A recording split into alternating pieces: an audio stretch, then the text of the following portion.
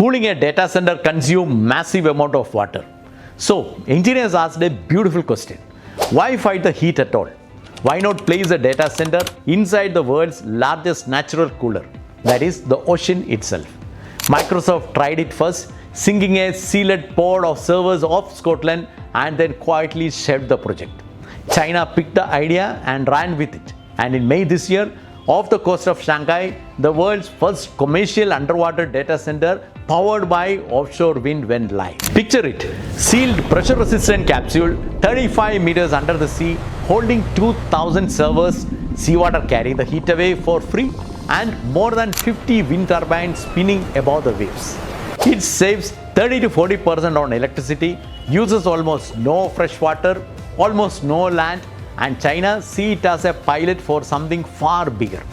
For India, with the 7,500 kilometers of coastline and new data center rising at 𝐕𝐢𝐳𝐚𝐜, that is a story worth watching closely. But some engineers looked even further beyond the planet itself. Because in orbit, the sun never set on your solar panel and space is cold.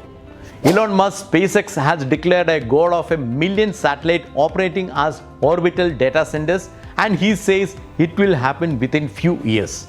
Google has Project Suncatcher targeting sun-powered data centers in space as early as 2027, and a startup has already flown an NVIDIA AI chip on a satellite. Sam Altman of OpenAI has mused about a Dyson sphere, a swarm of energy collectors wrapped around the sun, straight out of science fiction.